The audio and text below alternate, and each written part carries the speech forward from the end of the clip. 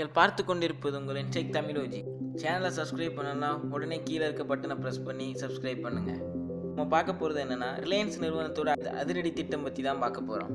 Reliance நிறுவனம் தன்னோட Jio சிம்மை launch பண்ணி 9 மாதத்தில் 10 கோடி வாடிக்கையாளர்களை அடைஞ்சு ஒரு மாபெரும் வெற்றி பெற்றாங்க. அந்த ஜியோ நிறுவனம் இந்தியாவில் மொபைலுக்கு அடுத்தபடி அதிகப்படியாக யூஸ் ஆகக்கூடிய டிவிகளை ஃபுல்லாக தன்னோட கண்ட்ரோலுக்கு கொண்டு வரணுங்கிற ஒரு அதிரடி திட்டத்தை தீட்டி அதற்கான பிளானை நல்ல முறையில் எக்ஸிக்யூட் பண்ணிக்கிட்டு இருக்கிறாங்க.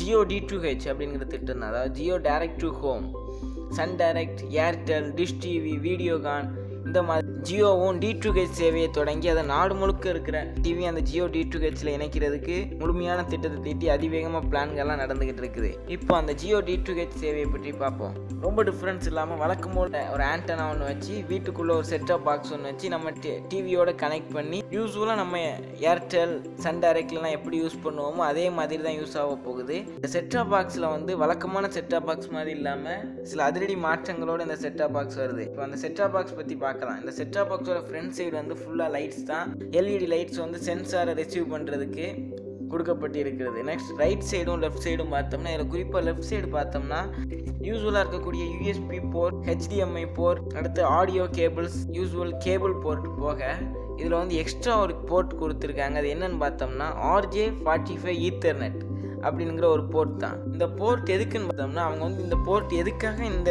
செட்டாப் பாக்ஸில் கொடுத்துருக்குறது அதிகாரப்பூர்வம் என்ன அறிவிக்கலை. இருந்தாலும் இந்த போர்ட் மூலமாக என்ன பண்ண முடியும்னா, நம்ம வீட்டில் ஒரு மோடம் வச்சு இந்த ஆண்டனா மூலமாகவே இந்த செட்டாப் பாக்ஸை யூஸ் பண்ணி அதிவேகமாக, அதாவது 40 GB/s வரைக்கும் உள்ள ஸ்பீடை இந்த RJ45 ஈத்தர்நெட் மூலமாக ஒரு மோடத்தை மட்டும் யூஸ் பண்ணி இதே ஆண்டனா வச்சு நம்மளால் பெற முடியும்.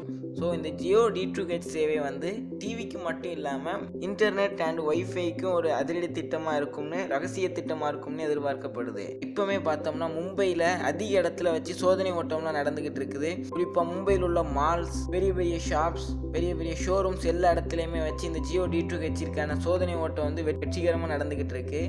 இப்போவுமே தன்னோட இந்த D2H சேவைக்கு இந்தியா முழுக்க சிக்னல்ஸ் கிடைக்கானுங்கிற சோதனையும் ஜியோ சிம்ஸ் மூலமாகவே பண்ண ஆரம்பிச்சிட்டாங்க.